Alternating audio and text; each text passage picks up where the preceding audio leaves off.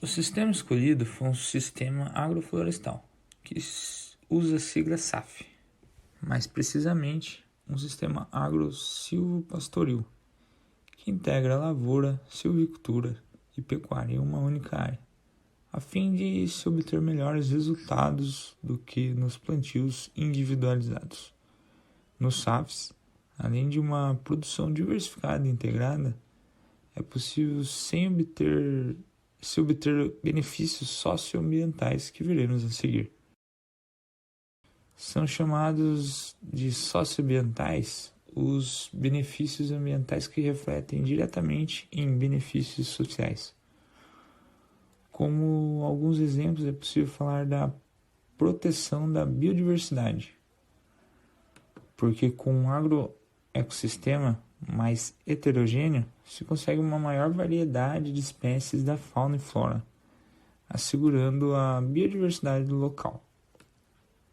Os SAFs também são capazes de proteger os recursos hídricos, garantindo o ciclo da água, evitando seu desperdício.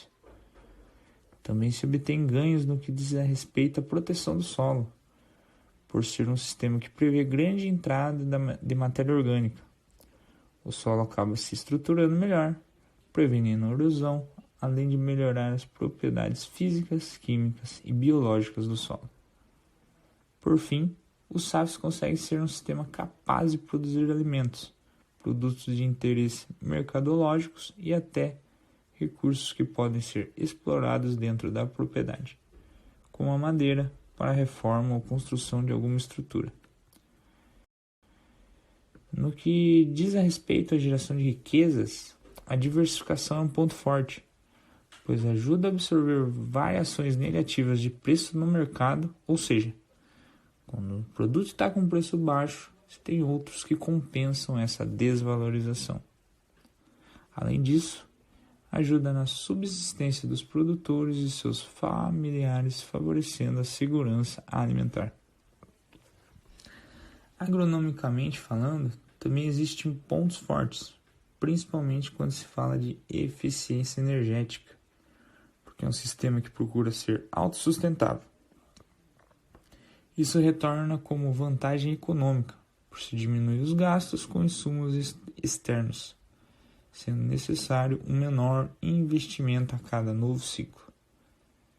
Também ajuda no fortalecimento da autonomia dos produtores, principalmente no que diz respeito à tomada de decisão sobre os rumos do sistema produtivo.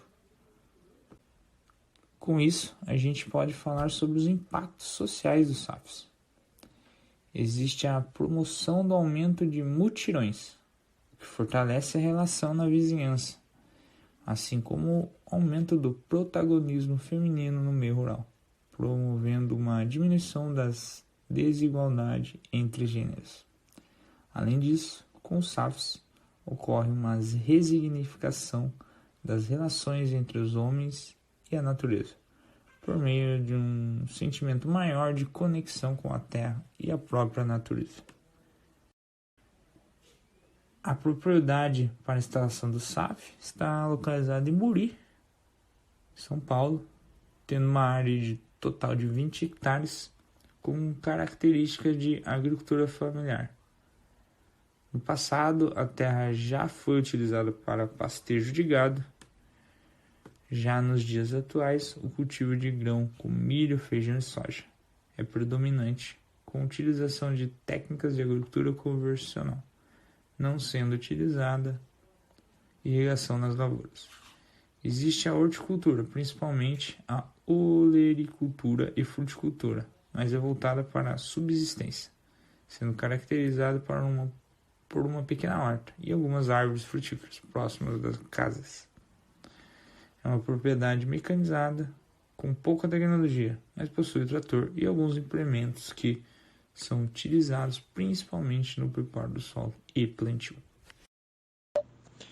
Em relação às escolhas das espécies, podemos ver que os sistemas agroflorestais, por definição, são uma forma de uso da terra onde espécies perenes são cultivadas justamente como espécies herbáceas, obtendo-se benefícios das interações ecológicas ou econômicas advindas dessa combinação.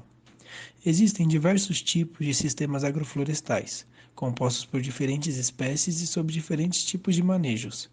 Porém, em todos eles, a biodiversidade presente é sempre muito maior que em monocultivos, sendo responsável pela melhoria da fertilidade dos solos, garantindo assim uma maior sustentabilidade.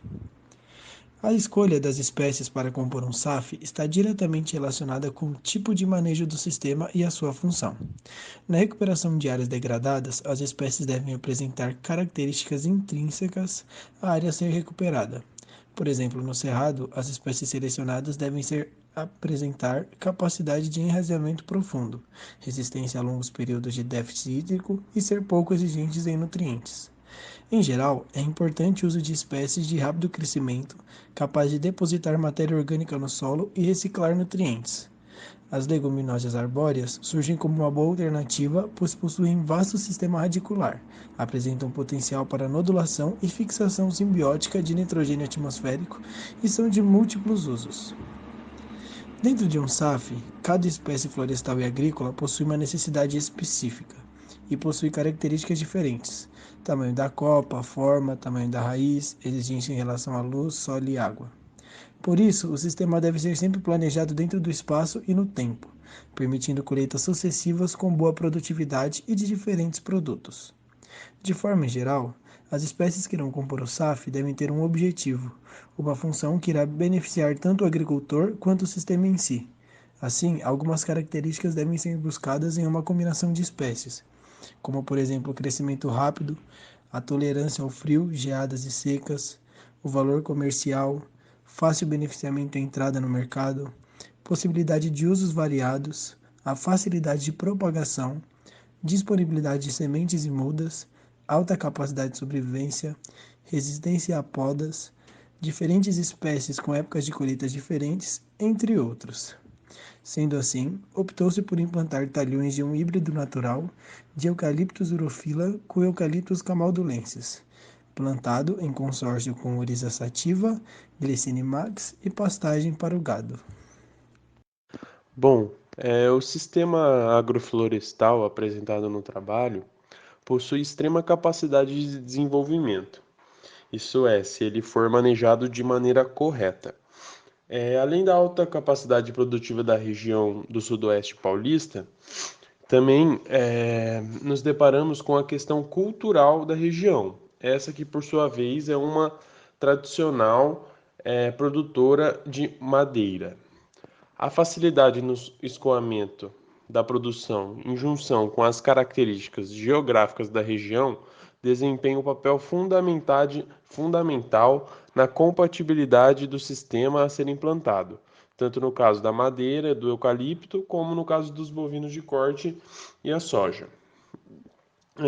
Como eu disse anteriormente, a produção apenas poderá ser considerada compensatória a partir do momento em que se utiliza um manejo correto. Por isso, por isso torna-se de suma importância a rotação de culturas com o objetivo de desenvolver o solo em que será produzido. Outro fator que ajuda na sustentabilidade do ambiente implantado seria o consorciamento de diversas variedades de espécie, tendo elas um companheirismo equilibrado, balanceado. Para isso é necessário levar em considerações fatores como o tamanho e o porte dessas espécies que serão implantadas nesse consórcio, a tolerância à sombra e além das exigências de solo e o tempo de sucessão. Outra prática barata e satisfatória que será implementada seria a utilização de quebra-ventos. Estes que, por sua vez, vêm a diminuir a intensidade dos ventos que transpassam pela produção, impossibilitando qualquer tipo de estresse fisiológico nas espécies inseridas dentro do meio. Serão dispostos bambus e árvores com a copa flexível e alinhados perpendicularmente aos ventos dominantes da área em que se situa.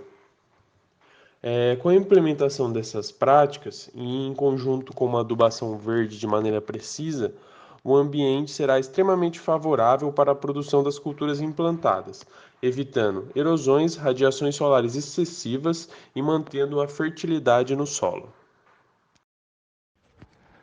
Bom, falando um pouco sobre as práticas de manejo, se faz importante entendermos aqui que nos sistemas agroflorestais há uma tendência em se optar pela utilização de culturas agrícolas, árvores e animais que levem em consideração o manejo de tempo e espaço, sendo de extrema importância o conhecimento das principais características de cada espécie escolhida e a sua relação com as outras.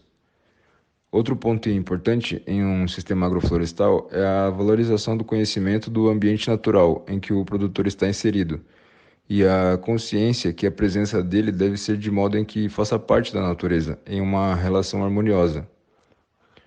O aconselhado nesse sistema é que a adubação seja feita de forma natural, através dos recursos disponíveis, tomando como base a atividade de ciclagem de nutrientes típica das florestas, podendo ser por meio de poda das árvores, adubação verde ou pela utilização de biofertilizantes, que podem ser produzidos na própria propriedade, sempre prezando pela menor utilização de insumos químicos. Com base na noção que realizar algumas práticas de manejo no momento certo tem o objetivo de permitir um bom desenvolvimento e produção das plantas, podemos elencar aqui algumas práticas possíveis de ser realizadas, que são as podas, onde, de modo geral, são realizadas com o intuito de corrigir o desenvolvimento das plantas, a fim de mantê-las saudáveis e com desempenho condizente às suas características. E, a partir das podas, as folhas e os galhos podem se transformar em adubo para o solo, além de fornecer ao sistema uma maior ventilação e luminosidade. As podas podem ser realizadas com o auxílio de ferramentas, como, por exemplo, o serrote, a tesoura de poda, facão ou a própria foice. Além dessas podas, podemos citar a capina seletiva, que é uma prática onde somente as plantas de interesse permanecem sobre o solo e podem ser realizadas pelo método de arranque ou com o auxílio de enxadas. E se faz uma prática de extrema importância, pois impossibilita que ocorra concorrência das ervas espontâneas com as culturas de interesse. Em conjunto com o manejo, especialmente das plantas lenhosas propostas nesse sistema, podemos sugerir aqui uma possibilidade interessante para o complemento de renda do produtor, que seria a utilização da matéria-prima proveniente da poda como produtos para a confecção de artefatos em madeira, incentivando dessa forma ao artesanato e ao próprio manejo em si. Sobre as possibilidades de escalonamento do sistema, é importante lembrarmos que o planejamento e o escalonamento de produção possibilitam uma elevação nas entradas de receita em termos econômicos do produtor, além de promover uma diminuição de custos significativas a partir de uma melhor utilização dos recursos da propriedade. Como exemplo sugestivo em relação ao escalonamento de produção de madeira, grãos e gado, podemos planejar para que, nos primeiros 2 a 3 anos de implantação do sistema, se mantenha o cultivo de grãos, respeitando sempre as janelas de plantio das espécies escolhidas, em consorteamento em algumas partes dos talhões com as outras culturas já cultivadas na propriedade, mas sem interesse comercial, para que o produtor se familiarize e tenha um feedback de adaptação. A partir do 3º ano, com base no crescimento do eucalipto, a sombra das árvores tenderá a desfavorecer o cultivo de grãos, por conta do sombreamento. Nesse âmbito, se faz possível rotacionar algumas partes do talhão a pastagens e gado em pastejo. Ocorrendo o momento de desbaste, seria possível restituir ao cultivo de grãos em uma safra e posteriormente retornar com a pastagem até o próximo desbaste, seguindo desse modo até que a especulação comercial seja interessante para o eucalipto e o gado.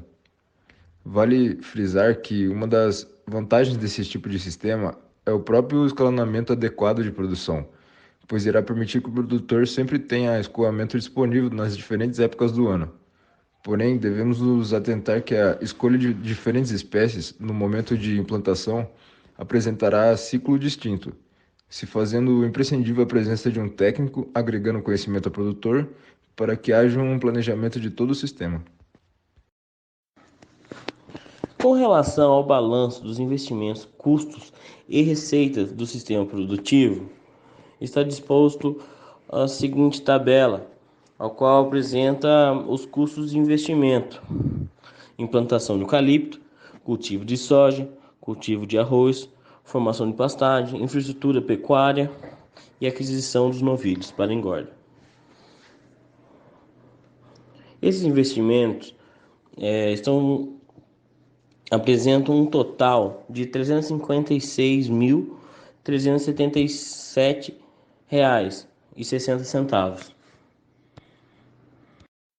Para obtenção dos dados de custos e investimentos, foi utilizado o índice IPCA do Banco Central. Já para a atualização dos dados relacionados às receitas, foram utilizados os valores atuais da saca de soja e arroz, e também o valor atual do boi gordo, segundo o CPEA. Nesse sentido, chegamos aos dados descritos no seguinte fluxo de caixa, onde pode-se observar que o produtor necessita desprender de um investimento inicial para a implantação do sistema, mas que conforme o passar do tempo, o produtor retorna esse investimento ao bolso. Nessa tabela está a análise de viabilidade do sistema produtivo, o qual se mostrou viável, visto que o VPL é positivo R$ 176 mil, o projeto apresenta uma taxa de interna de retorno de 40%, a taxa de lucratividade é de 6,26, ou seja, a cada R$ 1 investido, o produtor recebeu 6,26 centavos de retorno. Além disso, o tempo de payback, ou seja, o tempo que o produtor recuperará os seus investimentos, é de 4 anos e 5 meses. Obrigado.